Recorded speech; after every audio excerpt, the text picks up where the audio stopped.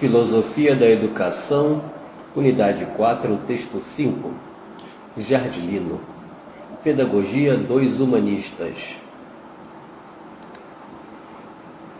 A Pedagogia dos Humanistas. A formação do pensamento educacional de Lutero. Foi na educação literária e na moral que recaiu toda a ênfase do modelo pedagógico humanista. Os estudos nas escolas humanistas baseavam-se no tripé gramática, dialética e retórica. O retorno aos clássicos dava-se em novo contexto, caracterizado pelo estudo das línguas clássicas, latim e grego, e por sua devida interpretação à luz do novo tempo histórico que reagia à escolástica e à pedagogia medieval, conforme nos informa Cambi, 1999, página 241, Passini. Todo humanismo retomará a distância dessa cultura e desse tipo de ensino, indicando um novo tipo de cultura e uma nova era, e que constituem o início de uma nova época de da pedagogia. Esta aí das escolas e mergulha na vida da cidade. Dá lugar a modelos novos, redefine-se segundo um modelo de cultura, uma soldagem de filosofia e dialética. Defronta-se com novos textos e novos autores. E na base desta renovada pedagogia estava também uma nova imagem da infância e da juventude, valorizada na sua autonomia e na sua diversidade em relação à idade adulta, na sua efetividade, ingenuidade e inocência, dando assim vida a uma nova visão da criança, que está no centro de toda a cultura moderna e contemporânea. As doutrinas pedagógicas do período foram, na verdade, criadas em antagonismo às anteriores. Podemos apreciar esse debate nos longos discursos de refutação aos princípios da pedagogia do passado. Rabelais, Erasmo e Lutero, entre outros, são considerados os mais tenazes críticos da escola medieval. Todos tinham em comum o apelo à destruição de qualquer vestígio do antigo ideal pedagógico que poderia ter no novo processo educativo dos povos. Era preciso que não restasse nenhum resquício da escolástica numa mente para que se pudesse ter acesso à razão, como queria Rabelais, pois aquele modelo educativo representava uma praga pública. Não deveria haver, segundo Erasmo de Roterdã, coisa pior no Estado. Os reformadores não serão tão pouco complacentes com a escolástica. Não foi uma triste e lamentável que até agora... Não foi uma triste e lamentável que até agora um menino... Não foi uma triste e lamentável que até agora um menino tivesse que estudar 20 anos ou mais somente para aprender um mau latim, suficiente para tornar-se padre e ler a missa. A pergunta. Aqueles que chegaram a esse ponto consideram-se felizes. Não obstante, permaneceu uma pessoa pobre e inculta a vida inteira, incapaz de chocar nem depor ovos. Durante todo esse tempo, tivemos que nos satisfazer com professores e mestres desse tipo. Eles próprios nada sabiam e não eram capazes de ensinar nada de bom e decente. Os quase somente ensinaram a seus filhos como ser burros. Apesar de altos custos, em contrapartida, violentam suas mulheres, filhas empregadas, pretendendo ser senhores da casa e dos bens, como vinha acontecendo até agora. Lutero, Ocel, V5P, página 323, 332. É claro que o desejo de reconstruir as concepções pedagógicas na Renascença é, na verdade, um movimento resultante das mudanças ocorridas nos meios social, político e econômico, como já dito anteriormente. Podemos perceber duas tendências bem determinantes no modelo pedagógico do humanismo renascentista. Uma que apela à liberdade do homem para desenvolver todas as suas potencialidades, longe dos obstáculos que o prendiam e lhe impunham obrigações, disciplina e regulamentos. O homem natural não devia se privar de nada. Sua razão deveria ser guiada pelo livre-arbítrio. Enfim, a natureza é boa e, portanto, a criança deve realizar todas as potencialidades corpóreas e mentais, a fim de chegar ao seu pleno desenvolvimento. Nesse afã, busca-se o homem universal por meio de um modelo pedagógico que permitiria ao indivíduo aprender e aproveitar integralmente os conhecimentos e saberes ministrados. Ele deve aplicar-se nas habilidades físicas e nas artes e no conhecimento de tudo, tanto prático quanto teórico. A noção de ciência à qual todo saber deve ser submetido dominava essa nova perspectiva do conhecimento. Diferentemente da escola medieval, na qual a ciência estava relacionada com a arte e o formalismo dialético, nessa versão moderna, a ciência traduz-se em um saber positivamente conhecido. Para Rabelais, o indivíduo não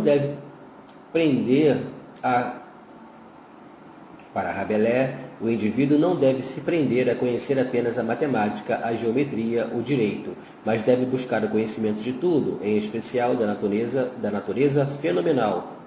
Em sua obra Gargantua e Pantagruel, no segundo livro, Rabelais, 2013, página 275, dá conselhos sobre a busca desse conhecimento, afirmando fervorosamente: quero que tu te dediques curiosamente ao conhecimento dos fatos da natureza, que não haja mar, rio, nem fome, cujos peixes tu não conheças, todos os pássaros do ar, todas as árvores, arbustos e frutos da floresta, todas as ervas da natureza e todos os metais escondidos no ventre dos abismos, as pedrarias do leste e do sul, nada te seja desconhecido. Desejo e quero que tu aprendas as línguas com perfeição, primeiro a grega, como quer Quintiliano, em segundo lugar a latina, a seguir o hebraico para as escrituras, bem como o caldeu e o árabe.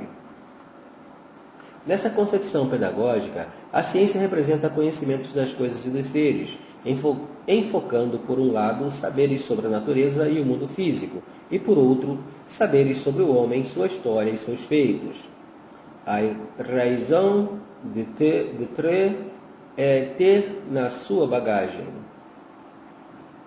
do conhecimento essa ciência do natural e cultural, conhecendo costumes, hábitos, crenças e tudo que a humanidade produziu. Assim persiste na nova pedagogia a dicotomia escolástica entre o bem e o mal, pois representará o bem aquele que conhecer tudo, e a ignorância transformar-se-á na maior expressão do mal. Toda ignorância será maléfica e, em consequência, todo saber será puro e benévolo, e o seu acúmulo representará o acúmulo de todo o bem. A segunda tendência pedagógica humanista renascentista é enfatizada por Erasmo de Roterdã, pensador que esteve muito próximo da mentalidade da Reforma, que a princípio houve o flerte dos reformadores de Calvino, ao publicar em seu primeiro texto acadêmico um comentário ao livro de Sêneca, de Clementia, o reformador enviou uma cópia a Erasmo. O jovem humanista de 23 anos, com rara erudição e gosto literário, ao iniciar-se na arte de escrever, fez de Erasmo sua grande referência, em especial porque o pensador faz parte de seus estudos de gramática, filosofia e teologia no Colégio Medieval Parisiense, Collège Montaigu, no qual estudaram também Rabelais e Erasmo. Uma das páginas importantes dos escritos de Lutero foi a correspondência que manteve com Erasmo de Roterdã. No primeiro momento, a relação entre ambos era afável, porém tornou-se acirrada, após um debate bastante acalorado sobre temas teológicos. O acirramento levou-os ao rompimento. Transcrevemos a seguir a carta em que Lutero se dirige ao humanista em tom conciliador, o que não era de seu feitio, pedindo de antemão desculpas ao leitor pela extensão da citação. Há bastante tempo eu me calo, caro Erasmo, enquanto eu esperasse que tu, o mais eminente de nós dois, rompesse primeiro o silêncio, julguei que a própria caridade me mandava agora começar. E principiando não ter, reprovei por teres permanecido afastado de nós, no temor sem dúvida de complicar a causa que sustentavas contra nossos inimigos, os papistas. Do mesmo modo, não estou irritado com que, em várias passagens por ti publicadas, com o fim de captar-lhes favores e aplacar-lhes a raiva, tu nos tenhas incitado a um pouco com dentadas e agulhadas bastante vivas. Certamente o Senhor ainda não te dotou de energia e do senso necessário para agarrar um monstro pelo gasnete, livremente, valentemente, e não penso em exigir de ti o que está acima de tuas forças. Ao contrário, respeito tua fraqueza. Também ninguém pode negar que tu fizesses florir as letras pelas quais se chega à verdadeira compreensão das Escrituras e que esse dom de Deus não brilha em ti em admiráveis proporções. Por isso convém render-te graças. Também nunca desejei ver-te sair da reserva em que te mantens, para entrar em nosso campo, onde, todavia, prestarias grandes serviços pelo talento e eloquência. Mas já que não tens coragem, melhor servir a Deus nos limites que Ele te concedeu. Temia-se apenas que tu te deixasses atrair pelos nossos adversários e atochasses teus livros de ataques à nossa doutrina, o que me obrigaria a erguer-me contra ti, frente a frente. Já não tenho contido alguns dos nossos que tinham preparado obras a fim de te arrasar na arena? Da mesma forma, não desejaria ver publicada a expostulação de Ruten, menos ainda a tua esponja de Ruten. Pudestes ver nesta última circunstância e sentir por ti mesmo como é fácil dissertar sobre a moderação e criticar os arrebatamentos de Lutero? Mas resulta difícil, quase impossível, por estas belas lições em prática, se não é auxiliado por um dom bem raro de espírito. Acreditarás? Cristo é testemunha de que eu te lamento do fundo da alma, quando vejo tantos ódios e paixões excitados contra ti, dos quais não posso crer, pois tua virtude é por demais frágil para tais tempestades que tu não sintas nenhuma emoção. Talvez os nossos sejam estimulados por um cuidado legítimo. Parece-lhes que tu o provocastes indignamente. Ora, eu, embora irritável e sempre arrastado pela cólera a escrever com azedume, não o fiz nunca senão contra os que se obstinavam. De minha indulgência e doçura para os pecadores e ímpios, por insensatos e iníquos que fossem, minha consciência me é testemunha e posso apelar para a experiência de grande gente. Do mesmo modo, contive minha pena, malgrado tuas picadas, e prometi contê-la até que te declarasse abertamente. Porque quaisquer que sejam os nossos desentendimentos, seja qual for a impiedade ou dissimulação com que exprimes tua reprovação ou tuas dúvidas sobre os pontos mais importantes da religião, não posso nem quero te acusar de obstinação. Mas o que fazer agora? Dos dois lados, os espíritos estão envenenados. Certamente, se pudesse, serviria de mediador, desejoso que me cercassem de te atacar com tanta fúria e que deixassem a velhice docemente adormecer na paz do Senhor. E eles o fariam, julgo eu, se considerassem tua fraqueza, se apreciassem a grandeza desta causa que, desde longo tempo, já ultrapassou a mediocridade de teu porte. De resto, chegamos a este ponto, onde não há mais nenhum perigo a temer para a nossa causa, ainda que Erasmo agisse contra nós com todas as suas forças conjugadas, mas nossos partidários suportariam mal teus ataques. A fraqueza humana se inquieta e amedronta diante da autoridade e do nome de Erasmo. Uma só mordedura de Erasmo é mais terrível do que as agressões de todos os papistas reunidos. Eis o que eu te queria dizer, caro Erasmo, como prova de candura e porque desejo que o Senhor te conceda um espírito digno de teu nome. Se ele tardar a fazê-lo, contenta-te, ao menos, em permanecer como espectador do drama. Não juntes tuas forças às dos nossos adversários. Não publiques livros contra mim. Quanto àqueles que se queixam de ser atacados em nome de Lutero, lembra-te de que não são homens semelhantes a ti e a mim, aos quais é preciso dispensar indulgências e perdão, e que, como disse São Paulo, é preciso carregar o fardo uns dos outros. Basta que nos devoremos reciprocamente, o que daria ao mundo um espetáculo tanto mais lamentável quanto certamente nem em ti nem em mim existe pensamento contrário à beatitude de Deus. Recebe de boa vontade minha infantil tagarelice e passa bem em nosso Senhor. Martinho Lutero, abril de 1524. Feitas essas considerações iniciais sobre Erasmo, o pensamento da reforma, feito essas considerações iniciais sobre Erasmo e o pensamento da reforma, detenhamos-nos sobre o seu pensamento pedagógico. O pensamento erasmiano sobre a evolução, embora mais circunscrito à França, onde viveu e teve ali sua formação, estava em sintonia com as aspirações da sociedade europeia de maneira geral. Ele elaborou o mais especificamente em 3 de seus escritos, De Pueris, dos meninos, e A Civilidade Pueril, Ratione Studii, Plano de Estudos, e Antibarbaros. Sua pedagogia indicava o conhecimento científico universal, embora fosse nesse nível mais exigente com a formação do professor do que com a do aluno. Ao professor cabia o conhecimento enciclopédico de todas as especialidades. Todavia, há de se considerar que Erasmo não compreendia o conhecimento e o ensino das ciências como Rabelais.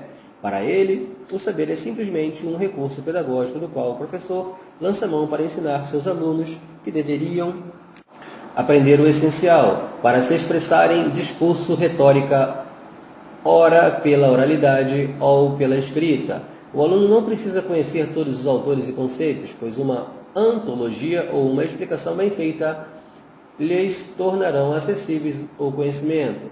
Na verdade, os professores têm a função de formar o gosto do aluno pelo melhor.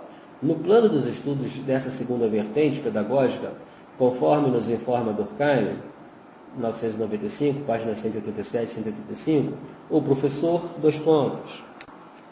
deve conhecer a mitologia. Não é que seja útil saber de que as religiões do antanho são feitas. É unicamente para poder interpretar os poetas nas obras das quais os mitos ocupam tamanho lugar. Se deve ter estudado a geografia, é para poder ler os historiadores. E se deve ter lido os historiadores, é que raros são os escritores nos quais não se trate de eventos históricos. Pela mesma razão é que se deve estar a par da arte militar e da arte agrícola, da arte culinária e da arquitetura ou da música na antiguidade. Longe de ser um fim em si, a erudição está, portanto, posta a serviço de outra cultura. É um meio de explicação literária. E por isso, deverá ter estudado todos os escritores de todos os gêneros e de todas as especialidades, que se leiam primeiro os melhores, mas que não deixe nenhum, mesmo entre os mais medíocres, que não tenha experimentado. Ele estudará, pois, a filosofia, de preferência em Platão e Aristóteles, a teologia em Agostinho, João Crisóstomo, Basílio, a mitologia em Homero e Ovídio, a cosmografia, geografia, em Pompônio Mela, Ptolomeu, Plínio, a astrologia, a história, as diferentes ciências naturais, ainda que não possuam o gênio suficiente para assimilar esse saber enciclopédico, pelo menos possuirá o que há de essencial em cada uma dessas disciplinas.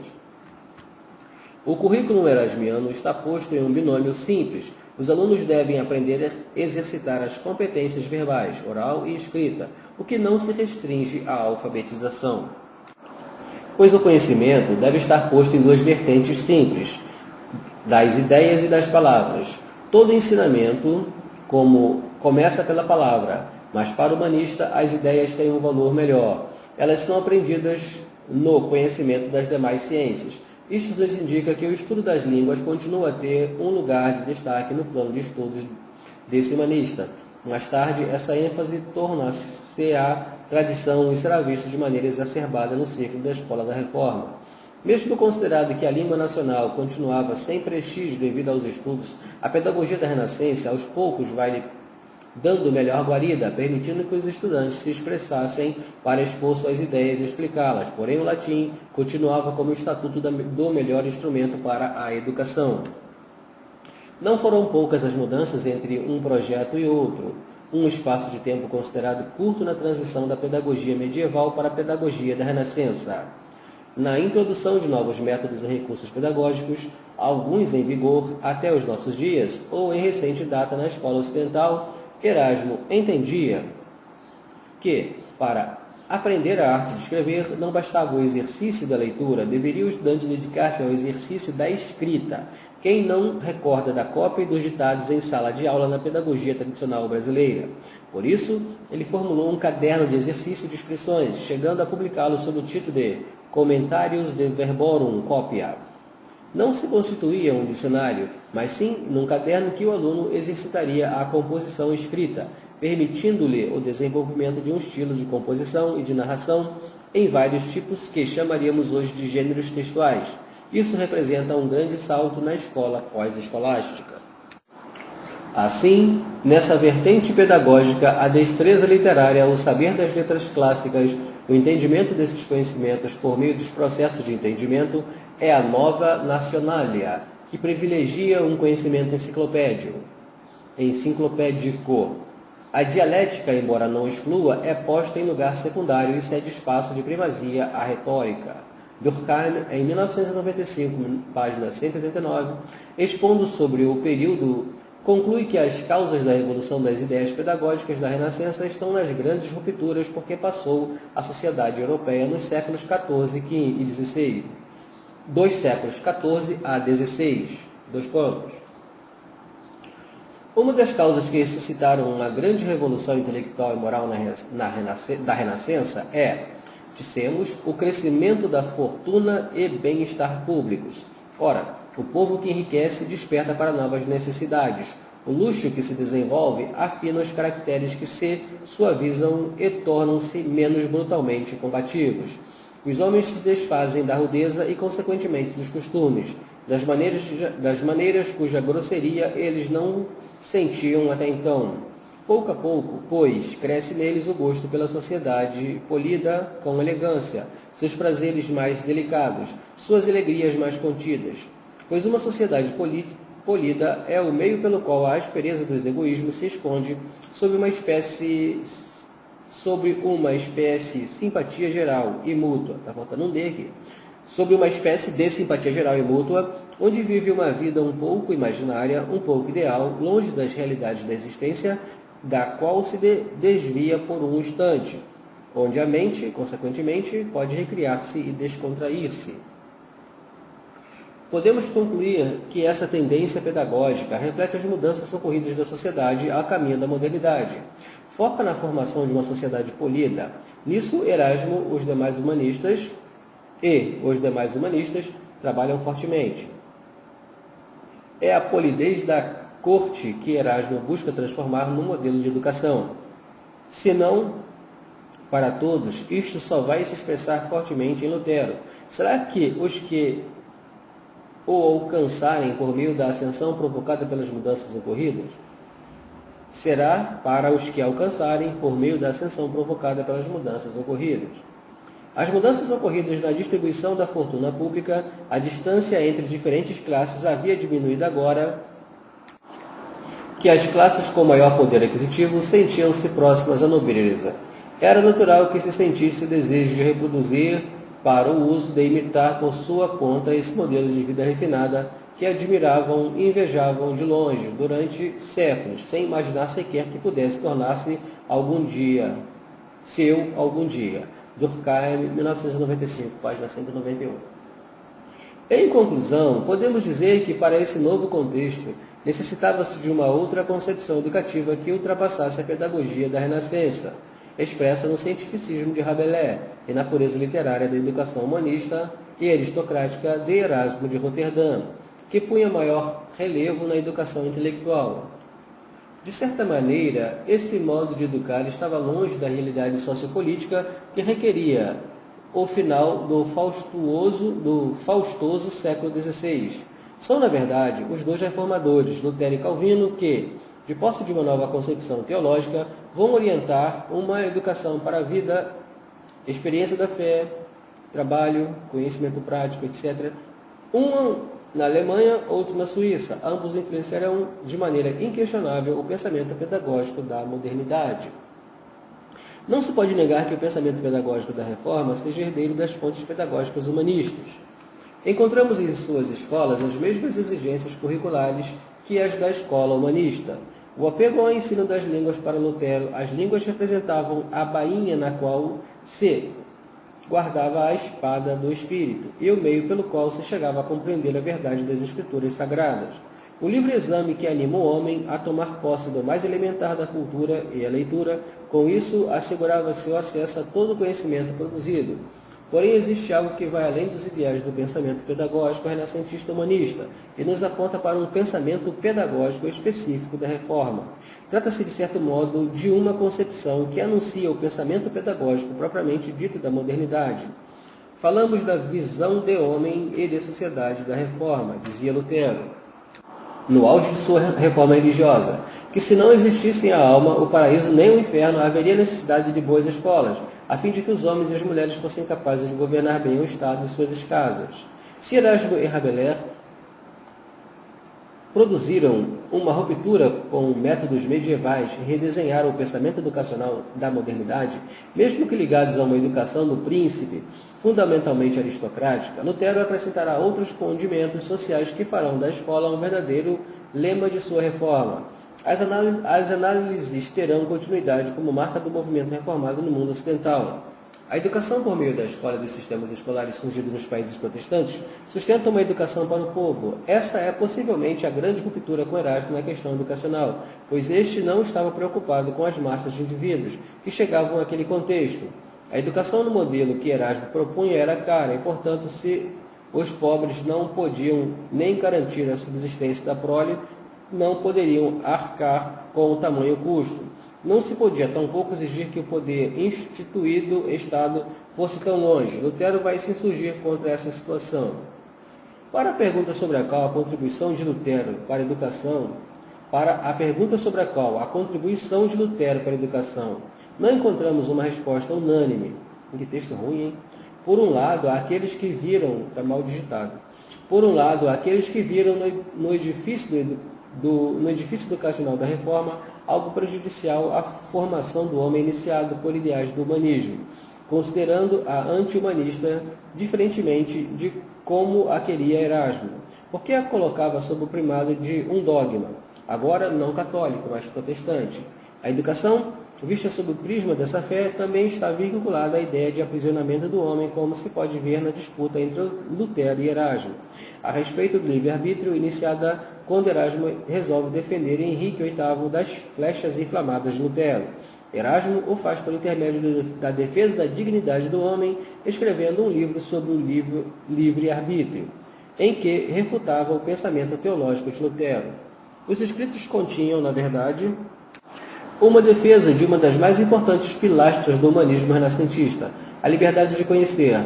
Por outro lado, alguns consideram que Lutero não só propiciou uma reforma religiosa que permitiu a libertação das mentes aprisionadas pelo escolasticismo, como também se transformou no grande reformador educacional e pedagógico da modernidade, possibilitando a criação de um novo sistema escolar que defendia o direito universal à educação. São ideais que tornam Lutero um personagem anacrônico para a sua época.